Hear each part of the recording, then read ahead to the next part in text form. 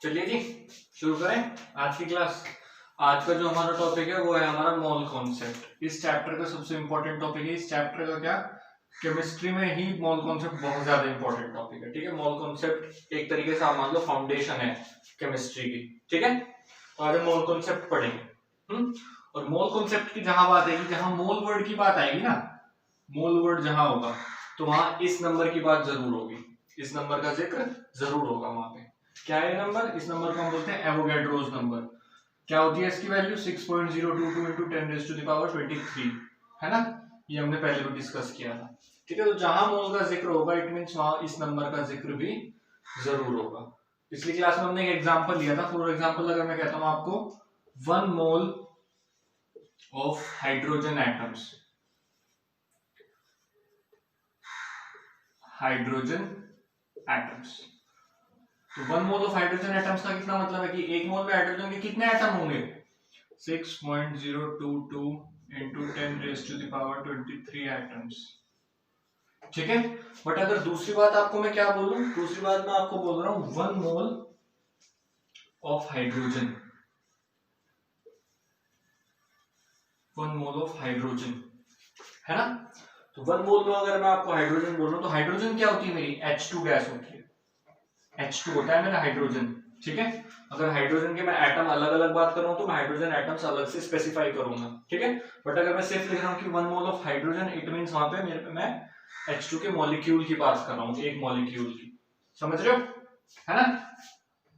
तो होंगे तो यहां भी मेरे 6.22 into 10⁻23 एटम्स की जगह क्या आ जाएगा? बस मॉलिक्यूल्स।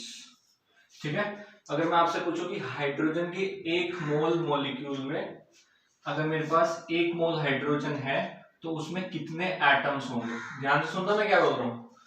1 मोल हाइड्रोजन में कितने एटम्स होंगे? मॉलिक्यूल्स कितने होते हैं? इतने। और एक मॉलिक्यूल में कितने एटम्स हैं? 2। तो टोटल में कितने हो जाएंगे? 2 से मल्टीप्लाई हो जाएगी या नहीं हो जाएगी? ये बिल्कुल ऐसा ही है। अगर मैं आपको बोलूं कि एक चॉकलेट 5 रुपए की है तो 50 चॉकलेट कितने की हो जाएंगी? ठीक है, तो अगर हाइड्रोजन के 1 मोल में 6.022 into 10⁻23 मॉलिक्यूल्स हैं तो एक मॉलिक्यूल में कितने एटम है? 2। तो 2 से मल्टीप्लाई कर देंगे, टोटल नंबर हमारे क्या आ जाएंगे? एटम्स आ जाएंगे। राइट, चले जी आगे। चलो, अब मोल कॉन्सेप्ट को समझने के लिए हम मोल को 3 तरीके से डिफाइन कर सकते हैं, 3 तरीके से। ठीक है, जो फर्स्ट तरीका है हमारा वो होता है हमारा in terms of mass, in terms of mass, mass के टर्म्स में डिफाइन कर सकते हैं कि 1 मोल उतने एटम्स होते हैं। क्या बोल रहा हूं मैं कि 1 मोल उतने एटम्स होते हैं जितने एटम्स में उस कंपाउंड, उस एलिमेंट का एटॉमिक मास बन जाए। समझ रहे हो क्या बोला मैंने बोला कि 1 मोल उतने एटम्स होते हैं जिसमें उस एलिमेंट का एटॉमिक मास बन जाए। फॉर एग्जांपल कार्बन है मेरे पास। ठीक है, कार्बन का कितना होता है एटॉमिक मास? 12 ग्राम्स। ठीक है, नाइट्रोजन का कितना होता है? 14 ग्राम्स, है ना। ऑक्सीजन का 16 ग्राम्स। एटॉमिक मास की बात हो रही है ये। ठीक है, तो अगर आपके पास 12 ग्राम कार्बन है, अगर आपके पास 12 ग्राम कार्बन है तो इट मींस वहां पे आपके पास कार्बन के कितने एटम्स हैं? 6.22 into 10⁻23 एटम्स हैं। इट मींस आपके पास वहां पे कार्बन के। ठीक है, अगर मैं आपसे बोलूं कि आपके पास 24 ग्राम कार्बन है, ठीक है, तो 12 ग्राम में इतने हैं तो 24 में कितने हो जाएंगे? डबल हो जाएंगे ना इसके, तो इसकी 2 से मल्टीप्लाई कर दें। ठीक है, समझ में आई बात? ये बिल्कुल मोल कॉन्सेप्ट आपका यूनिटरी मेथड पे चलता है। ठीक है, ज्यादा का देगा आपसे, ज्यादा का देगा आपसे कम का पूछता है, या फिर कम का देगा आपसे ज्यादा का पूछता है। ठीक है, तो हमें यूनिटरी मेथड में क्या करते हैं, हम पहले 1 का निकालते हैं और फिर जितने का पूछा है उतने से मल्टीप्लाई कर देते हैं। वही काम हमें यहाँ पे करना है। ठीक है, तो जो पहला है हमें जो मोल कॉन्सेप्ट है वो इन टर्म्स ऑफ मास है कि अगर आपके पास किसी एलिमेंट का ग्राम एटॉमिक मास या फिर एटॉमिक मास है तो उस एटॉमिक मास में आपके एवोगैड्रो नंबर ऑफ एटम्स होंगे। ठीक है, समझ में आ गई इतनी बात? चले आगे। चलो नेक्स्ट देखो, ये तो था आपका इन टर्म्स ऑफ मास। नेक्स्ट है हमारा in terms of number, in terms of number, in terms of number से तो हम पढ़ते आ रहे हैं। देखो जो अभी तक मैंने आपको बात बताई है वो मैंने आपको सारी इन टर्म्स ऑफ नंबर ही बताई है, इन टर्म्स ऑफ नंबर। कि अगर मैं बोलूं कि मेरे पास 1 मोल ऑफ कार्बन है, क्या है 1 मोल ऑफ कार्बन, तो आपके दिमाग में दोनों चीजें एकदम स्ट्राइक करनी चाहिए कि अगर आपके पास 1 मोल ऑफ कार्बन है तो उसमें आपके कितने एटम्स होंगे, एवोगैड्रोस नंबर ऑफ तो एटम होंगे, और मास क्या होगा उसका, जो उसका एटॉमिक मास है 12 ग्राम्स। ठीक है, 1 मोल का, ये दोनों मतलब एक ही मोल का है कि 1 मोल अगर आपके पास कार्बन है तो उसमें आपके पास इतने तो एटम होंगे और उन एटम्स का मास कितना होगा, 12 ग्राम्स होगा। ठीक है, ये है आपका इन टर्म्स ऑफ नंबर। ओके, अब आते हैं हम इन टर्म्स ऑफ वॉल्यूम। थर्ड क्या है मेरा, इन टर्म्स ऑफ वॉल्यूम। गाइस मैं आपको इसके नोट्स भी प्रोवाइड करा दूंगा, ठीक है, यहाँ पे बस मैं समझा रहा हूँ, जो नोट्स वगैरह होंगे वो मैं आपको अलग से आपके लिए अपलोड कर दूंगा। ठीक है, okay. In terms of volume समझो, फॉर एग्जांपल मैं कहता हूं कि मेरे पास 1 मोल ऑक्सीजन गैस है, 1 मोल क्या है, ऑक्सीजन गैस है ना। तो 1 मोल अगर मैंने बोल दिया ऑक्सीजन गैस मतलब O2, ठीक है, तो O2 के कितने मॉलिक्यूल्स होंगे मेरे पास, एवोगैड्रोस नंबर ऑफ मॉलिक्यूल्स होंगे। ठीक है, और एटम भी कितने होंगे, एटम भी 2 से अगर मैं मल्टीप्लाई कर दूंगा तो मेरे पास एटम आ जाएंगे। तो 1 मोल अगर मैं बोलता हूं तो 1 मोल अगर मैंने ऑक्सीजन गैस बोली है तो इट मींस मेरे पास O2 के कितने मॉलिक्यूल्स हैं, 6.022 into 10 raised to the power 23 molecules हैं इसका, क्योंकि जो ऑक्सीजन गैस होता है उसका एक मॉलिक्यूल O2 होता है। और अगर मैं पूछूं इसमें एटम कितने हैं तो क्या कर दोगे, 2 से मल्टीप्लाई। क्यों की 2 से मल्टीप्लाई, क्योंकि एक मॉलिक्यूल में 2 है। ओके, अगर यहाँ पे ओजोन होता तो ओजोन पे O3 होता है ओजोन आपका, तो 3 से मल्टीप्लाई हो जाती। समझ रहे हो ये बात, ठीक है। तो 1 मोल ऑफ ऑक्सीजन गैस अगर आपके पास है और उसमें आपके 6.022 into 10 raised to the power 23 molecules हैं, तो वो आपकी 22.4 लीटर्स ऑफ गैस होगी। कितनी होगी, 22.4 litres of gas at STP. STP का क्या मतलब होता है, स्टैंडर्ड टेम्परेचर एंड प्रेशर। क्या होता है एसटीपी का मतलब, स्टैंडर्ड टेम्परेचर और प्रेशर, मतलब रूम टेम्परेचर और प्रेशर आपको कितना होना चाहिए, 1 atm, 1 एटमॉस्फेयर। ठीक है, ये होते हैं आपके स्टैंडर्ड टेम्परेचर। अगर मैं किसी भी चीज के लिए, सिर्फ ऑक्सीजन के लिए नहीं, यहाँ पे अगर आपकी कोई सी भी गैस है तो अगर उसका 1 मोल आपके पास है तो वो कितने लीटर गैस होगी आपके पास, 22.4 लीटर गैस होगी। तो इस सब को हम सम अप इस तरीके से कर सकते हैं। ऑक्सीजन का एग्जांपल लेके चलते हैं, ठीक है, या फिर नाइट्रोजन का एग्जांपल लेते हैं, नाइट्रोजन N2, ठीक है, 1 मोल है मेरे पास N2 का, कितना है 1 मोल। इट मीन्स 1 मोल अगर मेरे पास N2 है तो उसमें मास कितना बनेगा, मास आपका बनेगा उसका 14 ग्राम्स। मॉलिक्यूल कितने होंगे उसमें, कितने होंगे बताओ, 6.022 into 10 raised to the power 23 तो मॉलिक्यूल्स होंगे।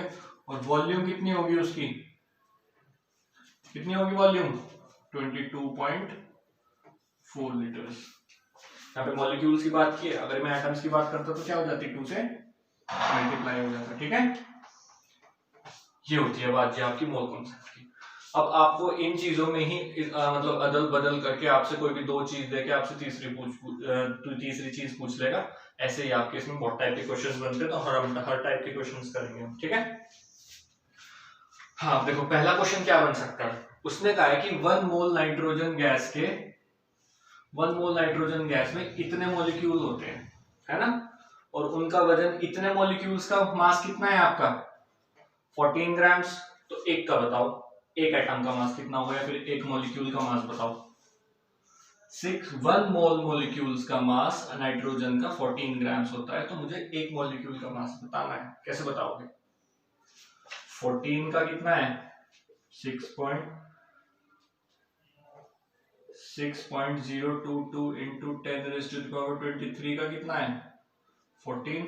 तो एक का कितना हो जाएगा, एक का कितना हो जाएगा, ये से डिवाइड हो जाएगा और एक का निकालने के लिए डिवाइड करते हैं ना, तो आपको जो भी आंसर आएगा वही आपका 1 एटम का आंसर आ जाएगा। ठीक है, कोई दिक्कत है इस बात में? कोई प्रॉब्लम है यहाँ तक किसी को? पक्का? और गाइस इसके लिए आपको जो चीज करनी पड़ेगी, आपको कम से कम एटलीस्ट 30 तक तो पीरियोडिक टेबल याद होनी चाहिए, एटलीस्ट 30 तक। ठीक है, 40 तक कर दो तो और भी ज्यादा अच्छा है। और सिर्फ पीरियोडिक टेबल नहीं, उनके एटॉमिक मासेस भी। ये काम आपको करना है कि आपको 30 तक तो एटलीस्ट आपके पीरियोडिक टेबल के जो एलिमेंट्स हैं उनके एटॉमिक मास याद करने पड़ेंगे, एटलीस्ट 30 तक। ओके, तो फिर आपको क्वेश्चंस में आगे प्रॉब्लम नहीं आएगी। ठीक है जी, ये बात हो गई, कोई दिक्कत यहां तक? चलो जी, अब एक बार आयनिक कंपाउंड्स में हम और देख लेते हैं last. Ionic compounds, ionic compounds में 1 मोल का कैसे सिस्टम होगा? आयनिक कंपाउंड्स मैं एक आयनिक कंपाउंड ले रहा हूं NaCl। NaCl किसमें ब्रेक होता है आपका? Na पॉजिटिव और Cl नेगेटिव। आयनिक कंपाउंड है ना? ठीक है, तो अगर मैं कहूं मेरे पास 1 मोल ऑफ NaCl है, तो इसका क्या मतलब है? अगर मैं कहूं मेरे पास 1 मोल ऑफ NaCl है, इट मींस आपके पास Na पॉजिटिव और Cl नेगेटिव के दोनों के ही 6.022 into 10⁻23 आयंस तो आपके पास Na के हैं, और 6.022 into 10⁻23 आयंस ही आपके किसके हैं? क्लोरीन नेगेटिव के हैं। ठीक है, समझ में आ रही बात? कोई दिक्कत है यहां तक? बताओ यहां तक कोई दिक्कत है क्या? Do you have any problem till here or not? समझ में आया आयनिक कंपाउंड वाला कैसे होगा? ठीक है, और देखो दूसरी बात हमें क्या पता चल सकती है यहाँ से? NaCl का मेरे पास कितना मोल है? 1 मोल है, तो इसका एटॉमिक मास कितना होगा? एटॉमिक मास के बराबर होगा ना मेरा 1 मोल, जो मैंने अभी बात बताई थी। तो NaCl का जो एटॉमिक मास होता है आपका, वो होता है आपका 58.5। Na का कितना होता है? 23, और Cl का कितना होता है? 35.5। दोनों को ऐड कर देंगे तो यह आ जाएगा आपका 58.5 ग्राम्स। ठीक है, तो अगर मेरे पास 1 मोल NaCl है तो उसका मास उसके एटॉमिक मास के ही बराबर होगा। और 1 मोल अगर मेरे पास NaCl है तो उस 1 मोल NaCl में Na के भी एवोगैड्रोस नंबर ऑफ आयंस होंगे और क्लोरीन के भी एवोगैड्रो नंबर ऑफ आयंस होंगे। ठीक है, इतनी बात सबको समझ में आ गई? ओके, सही है। चलो जी, एक क्वेश्चन लिखो, find out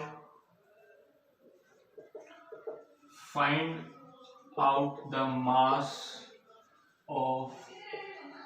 mass of an atom of silver. Silver के एक एटम का मास निकालना है आपको। कैसे निकालोगे? सोच के बताओ।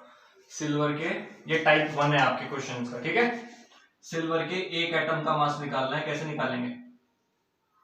देखो, सिल्वर को तो सबसे पहले हमें ये पता होना चाहिए कितने नंबर पे आता है ना? पता होना चाहिए, नहीं होना चाहिए? तो इसके लिए आपको क्या करना पड़ेगा? एटॉमिक मतलब पीरियोडिक टेबल याद करनी पड़ेगी। और अगर पीरियोडिक टेबल याद होगी तभी आपको इसका एटॉमिक मास पता होगा। तो मैं बता देता हूँ, वैसे Ag बोलते हैं सिल्वर को, है ना? Ag बोलते हैं ना, और इसका एटॉमिक मास होता है 108 ग्राम्स, 108 ग्राम्स एटॉमिक मास। ठीक है, तो अब मैं कैसे वो करूंगा? मैंने क्या पढ़ा है? मैंने मोल कॉन्सेप्ट पढ़ा है, तो मैं उसी की हेल्प से क्वेश्चन करूंगा। ठीक है, जो चीज आपने पढ़ी है आप उसी के साथ तो प्रोसीड कर सकते हो, जो आपके पास रिसोर्सेज हैं क्वेश्चन करने के लिए। तो अभी मेरे पास क्या रिसोर्स है? मेरे पास अभी मोल कॉन्सेप्ट का रिसोर्स है कि भाई मैं मोल कॉन्सेप्ट अगर मेरे पास है और उसके बीच में अगर मुझे उनके चीजों के बीच में कुछ रिलेशन पता है तो मैं एक एटम का मास निकाल सकता हूँ। ठीक है, तो मुझे क्या पता है? अगर मेरे पास 1 मोल एटम हो, 1 मोल एटम हो किसके? सिल्वर के। ठीक है, तो उनका वजन कितना होगा? वेट, उनका मास कितना होगा? 108 ग्राम, 108 ग्राम्स। कोई दिक्कत? 1 मोल में कितने एटम होते हैं? और 6.022 into 10⁻23 atoms of what? Of Ag। कितना होगा इनका? 108 ग्राम्स, 108 ग्राम्स। तो 1 का निकालने के लिए क्या करेंगे? 108 को 6.022 into 10⁻23 से डिवाइड कर देंगे तो आपका ये जो भी आएगा वो आपका 1 एटम का मास आ जाएगा। समझ में आएगी बात? कोई दिक्कत यहाँ तक किसी को? ठीक है, आज आपको यहाँ तक आपके पास जो भी रिफ्रेशर बुक है जो एनसीईआरटी है आपको यहाँ तक उसमें पढ़ना है।